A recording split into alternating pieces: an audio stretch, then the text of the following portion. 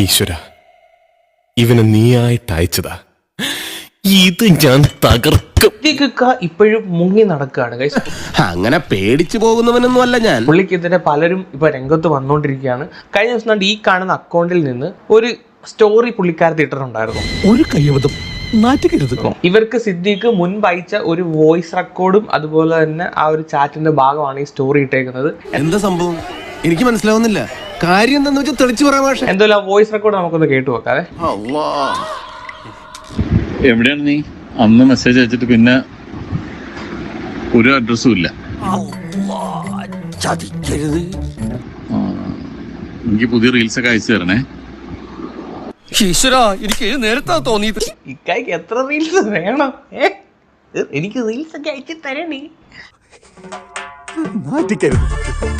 ഇങ്ങോട്ട് നോക്കി, ഹായ് മോളെ, ഹായ് മോളെ എന്നൊക്കെ വെച്ചിട്ടാണ്. ആളത്ര വെടിപ്പല്ലല്ല. ഇത് 2021 ഒക്ടോബർ 5 വന്ന സാധനമാണിത്.